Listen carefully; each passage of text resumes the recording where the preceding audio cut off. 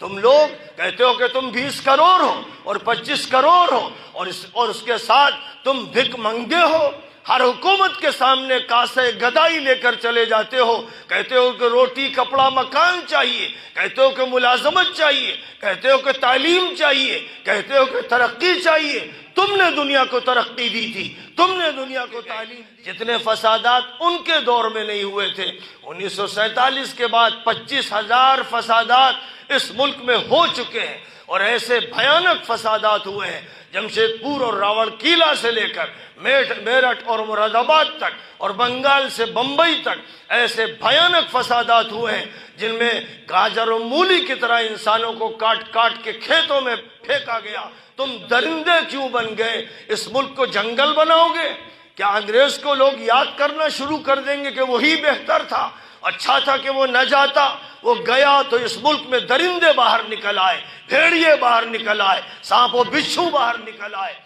اللہ رب ہے، اللہ رزاق ہے، اللہ مالک ہے، اللہ شافی ہے، اللہ نافع ہے، اللہ ضار ہے، اللہ محیی ہے، اللہ ممیت ہے۔ اس کے نام جپو، ناموں کا ترجمہ سمجھو اور اس کے ساتھ اپنا تعلق قائم کرو، اور صرف مسلمانوں میں یہ باتیں مت کرو، ہر غیر مسلم کو مخاطب کرو اس قوت کے ساتھ جو قوت اللہ نے نوح کو دی تھی، ابراہیم کو دی تھی، موسیٰ کو دی تھی، عیسیٰ کو دی تھی، اور اخیر میں محمد مصطفیٰ صلی اللہ علیہ جمیعاً کو عطا فرمائی تھی۔ اس قوت کے ساتھ صدا لگاؤ۔ یہ مت دیکھو تم ایک ہو، یہ مت دیکھو کہ دو ہو، اقلیت کا رونا چھوڑ دو۔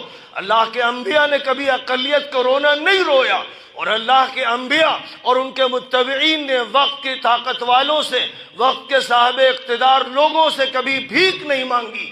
تم لوگ کہتے ہو کہ تم 20 کروڑ ہو اور 25 کروڑ ہو اور اس کے ساتھ تم بھک منگے ہو، ہر حکومت کے سامنے کاسے گدائی لے کر چلے جاتے ہو، کہتے ہو کہ روٹی کپڑا مکان چاہیے، کہتے ہو کہ ملازمت چاہیے، کہتے ہو کہ تعلیم چاہیے، کہتے ہو کہ ترقی چاہیے۔ تم نے دنیا کو ترقی دی تھی، تم نے دنیا کو تعلیم دی تھی، تم نے دنیا کے ساتھ انصاف کیا تھا، تم نے یہ سبق سیکھا تھا اور پڑھایا تھا۔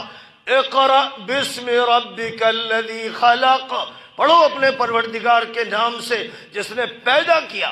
دنیا کو تم نے پڑھایا، آج تم پڑھائی کے محتاج ہو گئے، بھیک مانگتے ہو۔ دنیا کو تم نے عدل و انصاف کے ساتھ روزی تقسیم کی، تم نے غلاموں کو آزادی دی، تم نے عورتوں کی عزت بحال کی، تم نے بوڑھوں پر رحم کھایا، تم نے بچوں کو شفقت عطا کی، تم نے پوری دنیا میں اسپین سے لے کر چائنا تک ایک عادلانہ اور منصفانہ نظام قائم کیا، اور جابر اور ظالم اور ڈکٹیٹر حکومتوں کا خاتمہ کیا۔ یہ تمہارا کام تھا۔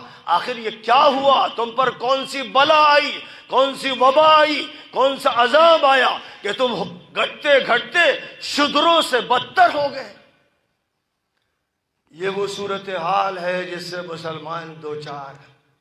آج اس ملک میں، بات آج کی نہیں ہے، جب سے یہ ملک آزاد ہوا ایسا لگتا ہے کہ جیسے انگریز اپنی گندگیوں اور غلاظتوں کو ان پر ڈال کے گئے۔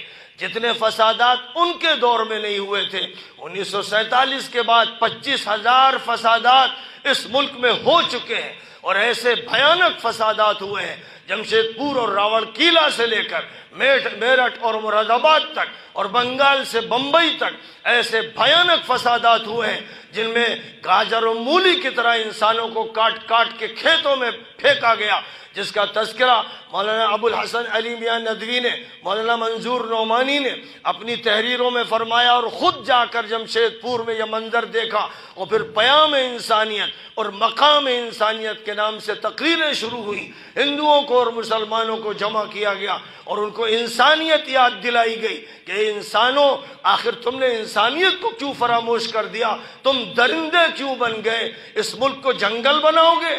کیا انگریز کو لوگ یاد کرنا شروع کر دیں گے کہ وہی بہتر تھا؟ اچھا تھا کہ وہ نہ جاتا، وہ گیا تو اس ملک میں درندے باہر نکل آئے، بھیڑیے باہر نکل آئے، سانپ و بچھو باہر نکل آئے، اور یہ سانپ و بچھو بھیڑیے وہ ہیں جن کی سرپرستی وہ لوگ کرتے ہیں جن کے ہاتھ میں اقتدار ہے، جن کے ہاتھ میں مینجمنٹ ہے، جن کے ہاتھ میں طاقت ہے، اور وہ بھی کرتے ہیں جن کے ہاتھ میں ٹیچنگ کا نظام ہے، جن کے ہاتھ میں ٹریننگ کا نظام ہے۔ جو ٹریننگ دی جا رہی ہے وہ نہایت ہی زہریلی، جو تعلیم دی جا رہی ہے ادھوری، ناقص، جس سے اعلیٰ انسان پیدا نہیں ہو رہے ہیں۔ یونیورسٹیاں بانجھ ہو چکی ہیں، کالجز بانجھ ہو چکے ہیں، اسکول بالکل معدوم ہو چکے ہیں۔ ضرورت ہے پورے نظام تعلیمی کو چینج کرنے کی۔ آج حکومت نیو ایجوکیشن پالیسی لے کر آئی ہے، لیکن پالیسیوں سے کچھ نہیں ہوتا جب تک دماغ درست نہیں ہوں گے، جب تک دل روشن نہیں ہوگا، جب تک انسانیت نہیں پیدا ہوگی، جب تک انبیائی مشن نہیں ہوگا، جب تک ایشور کی پکار نہیں ہوگی، جب تک اللہ کی بندگی نہیں ہوگی، جب تک محمد کی یاد نہیں ہوگی، اور جب تک ان کے تیار کردہ افراد سے تعلق نہیں ہوگا، ملک سدھر نہیں سکتا ہے۔ اس لیے ضرورت ہے کہ اس دعوت کو پوری قوت کے ساتھ ملک کے چپے چپے میں پھیلایا جائے، یہ صدا ہر ضلع میں، ہر صوبے میں لگائی جائے، اور یہ صدا مرکز میں بلند کی جائے، اور کھل کر وقت کے حکمرانوں سے کہا جائے جیسے حضرت موسیٰ نے فرعون سے کہا تھا، اور جیسے محمد مصطفیٰ صلی اللہ علیہ وسلم نے اپنے دور کے فرعون ابو جہل کو مخاطب کیا تھا، ابو لہب کو مخاطب کیا تھا۔ اے مسلمانوں، اپنے اندر کے نور کو باہر لاؤ، چراغ محمدی جلاؤ، تو تم دیکھو گے ستیزہ کار رہا ہے ازل سے تا امروز، چراغ مصطفی سے شرار ابو لہبی، اور شرار ابو لہبی بجھ جائے گا، اور چراغ مصطفی کی روشنی کا یہ عالم ہوگا کہ مکے میں وہ جب جلے گا تو مدینے میں اس سے روشنی ہوگی، اور یہ روشنی پھر عراق و شام و یمن تک پہنچے گی، پھر اسی روشنی سے ایران کے معبد میں روشنی ہوگی، اور تہذیب کے مرکز میں روشنی ہوگی۔ یہی روشنی ہے جو اسپین کو روشن کرے گی، یہی روشنی ہے تو ازبکستان اور تاجکستان اور افغانستان کو روشن کرے گی۔ یہ وہ روشنی ہے۔ کیا بات ہے کہ اس روشنی کو دلی میں نہیں پھیلایا گیا، لکھنؤ میں نہیں پھیلایا گیا؟ مسلمانوں کی جو جھگیاں اور جھوپڑیاں ہیں اور پسماندہ علاقے ہیں، اور اس میں جو کمزور درجے کے مسلمان ہیں، وہاں ایک حافظ جی کبھی قرآن جلسے میں پڑھ دیتے ہیں اور کبھی رمضان میں تراویح سنا دیتے ہیں۔ اللہ اللہ خیر صلی اللہ، یہ ہے قرآن کا حال، قرآن کا یہ کام تھا۔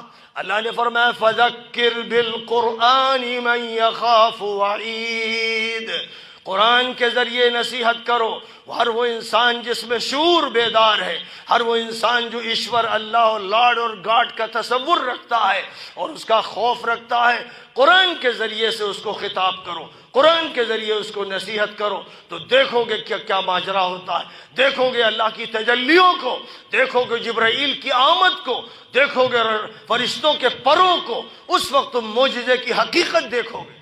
تو اے مسلمانوں، اس کے لیے اپنے کو تیار کر لو۔